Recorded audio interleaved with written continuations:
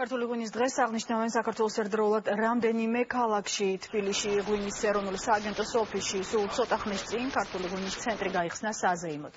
ცერემონია საქართველოს პრემიერ-მინისტრი მთავრობის წევრებთან და თბილისის მერთან ერთად დაესწრო. ირაკლი ღარიბაშვილმა შეკრებილებს სიტყვით მიმართა.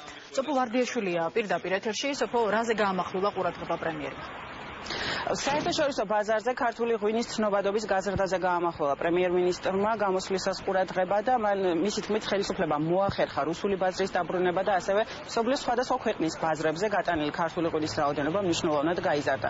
პრემიერ-მინისტრმა ასევე ისაუბრა იმაზე, რომ ძალიან გამკაცრდა კონტროლის ხარისხი, რამაც გამოიწვია ქართული ღვინის ხარისხის მნიშვნელოვანი გაუმჯობესება. და გამოსვლისას პრემიერ-მინისტრმა მადლობა გადაუხადა ყოფილ პრემიერ-მინისტრ ბიძინა ივანიშვილს იმის გამო, რომ მან ჯიღაურის მეურნეობა უსასყიდლოდ გადასცა ხელისუფლებას და ამ მეურნეობაში ქართული ღვინის მუზეუმის გახსნა იგეგმება.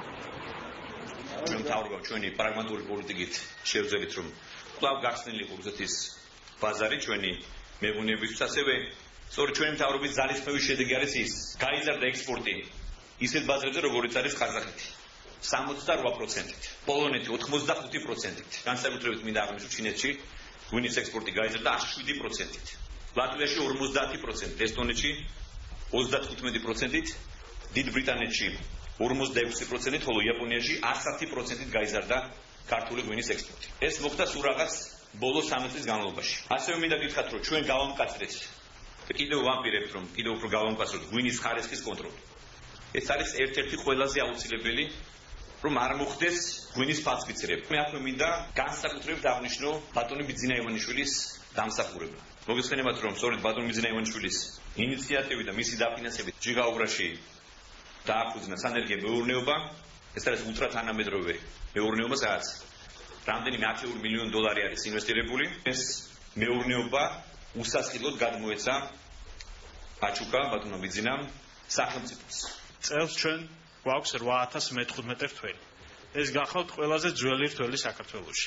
მე ასევე მინდა ხაზი გავუსვა იმას, რომ წარმატებულად მიმდინარეობს და პრინციპში უკვე დასასრულისკენ 113,000 ტონაზე მეტია უკვე ამ წუთის მდგომარეობით გადამუშავებული და ბუნებრივია ეს არის სწორი მართვის, სწორი შტაბის სწორი მუშაობის, მთელი გუნდის დამსახურება და მე მინდა მათ დიდი მადლობა გადაუხადო. ის რომ ასეთი პატარა ქვეყანა როგორც საქართველო ნელ-ნელა უფრო მეტ და მეტ მნიშვნელობას იძენს ზოგადად სოფლიო ღვინის რუქაზე. ესაა ძალიან მნიშვნელოვანი. ასეთი ღონისძიებებით, როცა ჩვენ წლიდან წლამდე დავამკვიდრებთ რაღაც კონკრეტულ ტრადიციას, უკვე მეორედ ტარდება ქართული ღვინის დღე, ეს რა თქმა უნდა დაეხმარება ჩვენი ცნობადობის აწევას, ჩვენ შეგვამჩნევენ. პრემიერ-მინისტრმა წლევანდელი რთველით შეაფასა და მას წარმატებული უწოდა. პრემიერ-მინისტრის განცხადებით გლეხების ყურძნის სუბსიდირებას სახელმწიფო გააგრძელებს და გლეხებმა 100%-იანი მოგების მიღება შეძლეს წელს და უკვე 100,000 ტონაზე მეტ ყურძენი ჩააბარეს. ჩვენ უკვე მე-3 წელია წარმატებულ რთველს ვატარებთ საქართველოში. წელს ასევე ძალიან ბარაქიანი რთველი ჰქონდა, 100,000 ტონაზე მეტი ყურძენი არის გადამუშავებული დღეის მდგომარეობით. სახელმწიფო ჩაიბარეს ყურძნის იმ ჭარბ რაოდენობას, რომელსაც კერძო სექტორი არ ჩაიბარებს, ან ვერ ჩაიბარებს. თეთრი ყურძნის შემთხვევაში, როგორც უკვე იცით, ჩვენ სახელმწიფო ვუხდით 60 თეთრს, ასევე შავ ყურძენში საფეროზე საუბარი 85 თეთრს. ეს არის მინიმალური ზღვრული ფასი, რომელსაც სახელმწიფო ვუხდის იმ შემთხვევაში, თუ სხვა კერძო კომპანიები ვერ ჩაიბარებენ ყურძენს. ჩვენი მთავარი ასე ვთქვათ, ამოცანა იყო ის, რომ გლეხს აღნიშნული ფასების პირობებში მიეღო 100%-იანი მოგება დაახლოებით. ეს არის ასე ვთქვათ ჩადებული ამ ტარიფში.